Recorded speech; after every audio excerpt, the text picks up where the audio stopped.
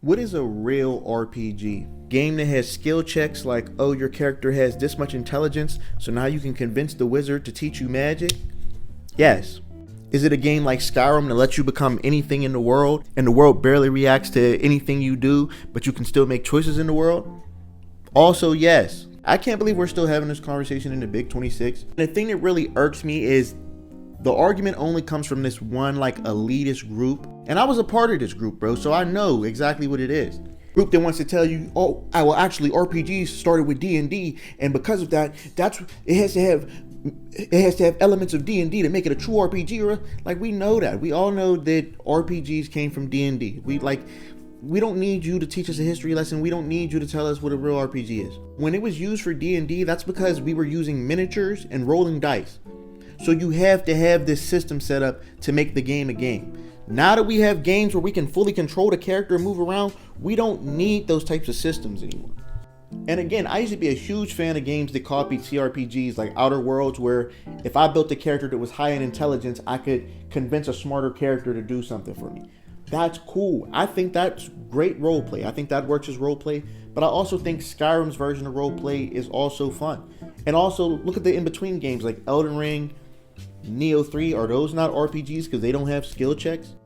Skyrim also has build variety like these games. The only difference is Skyrim doesn't lock you into anything, which is fine. It's up to the player to do the roleplay then, because you don't have a DM, so you have to impose your own rules. If you played D&D by yourself, you would have to do the same thing. I used to be adamant on it. It's not an RPG unless it has skill checks, right?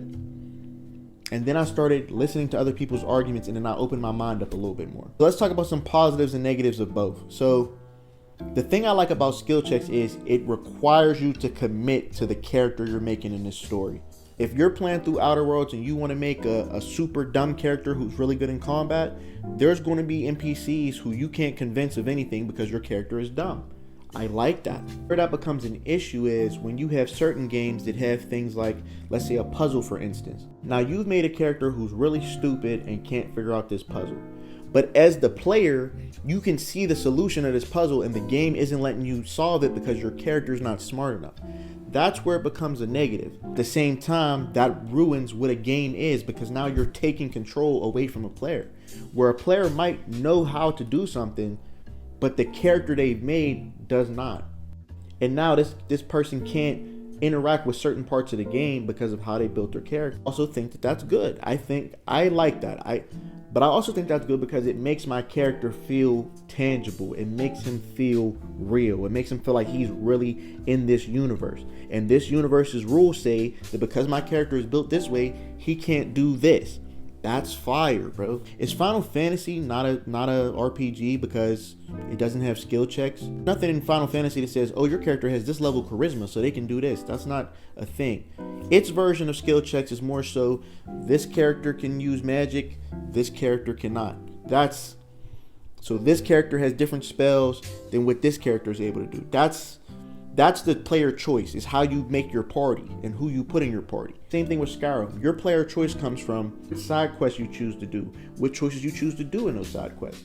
And Skyrim isn't without consequences. The problem is people say consequences and they think it has to be this world altering thing. It really doesn't. In Skyrim, you have something as simple as the first town you reach, there's Sven the bard and some chick, I forget her name, and then there's an elf who wants the chick, right? Now the elf asks you to give a fake note to the chick to make it seem like Sven the bard isn't good for her.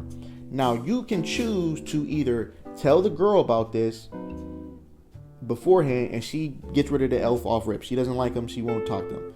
And then you can go tell Sven, and now Sven is a companion. Or you could do the reverse. You could do what the elf told you to do and help him win over, now the elf is a companion. You could just choose not to get involved at all.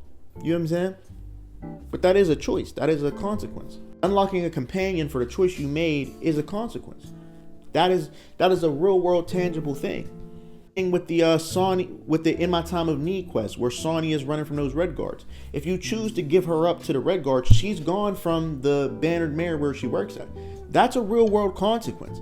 It may not be one that it may not be the one that you want, but it's a real world consequence. You don't need to make super huge choices that turn the sky black and now demons run the earth. Like, you don't need that much, because in this game's universe, they're telling you that you're not that important. You're important, but you're not that important. You know what I'm saying? Where you're going to change the entire world. If that was the case, you could end the Civil War, get rid of the Thalmor, and bring peace to Skyrim, and make the future of Skyrim whatever you want it to be. That's not what we're doing here. You're existing in the middle of a civil war. You happen to be the Dragonborn, and you're making choices throughout. Same thing with, like, even if you make a character that's good at everything, you upgrade your character to where they have max magicka, max health, max endurance, all the skill trees filled out. Even if you do that, the game's not going to react to it, because again, this is a universe where people cast spells I think a lot of people use too much real world logic too. In the world of Skyrim, there are giant fucking spiders. There's goblins, there's elves, there's dragons, there's people who can cast spells on a daily basis. Because when I made my what if scenario where I said, would you rather live in Skyrim or Fallout, a bunch of y'all said Skyrim because y'all said y'all would use spells. And I said, oh no, for this scenario, you can't use magic. And you guys were like, well, everybody can use magic. So this is a world where everyone can use magic. So think about that. Like, the thing that makes, like, gods so important in our world is, like, they're far above what a human can do in real life. Versus in a world like Skyrim, people can cast spells and do all types of shit to where, like, people are basically walking gods all the time. So somebody like you who can do everything is amazing, but it's not going to be something where people are like, oh my god, like, you know what I mean? It's not going to be a world changing thing. There are gods way more important than you. Especially like Thor in the Marvel universe. Like, you're a god, yes, but there's people way above you, and there's other people with powers just like you walking around. So it's like, it's not a big deal. It's not as big a deal as you think. All of these games are RPGs. You're role-playing something. That's the most important part of a role-playing game, is you get to pretend, you get to make a character that exists in this world. In Skyrim, I can make Geralt from The Witcher, a hunter who lives in the wilderness. I can make all of these things. The fact that the game doesn't stop me from making something else doesn't make it any less of an RPG. Now, it makes it maybe a less satisfying one because I don't feel like my character is as tangible in this universe, but it's still an RPG, bro. The only people who disagree are the elitists who want to believe, oh, my thing is better and I'm a purist. So we don't got to do all that, bro. When you go in a PlayStation store, Skyrim is under RPG just like fucking Outworlds is, just like Wasteland 3 is. Everything, like, even Fallout 4 is under there as an RPG, and it is, bro, to an extent. Now, it may not be the best one, but it is an RPG. What do you guys think, though? What's an RPG to you? What's one of your favorite RPGs? What's one of your least favorite RPGs? What do you think about skill checks and stuff like that? It's your boy Hardhead Diggity Dog, and I'm out. Peace.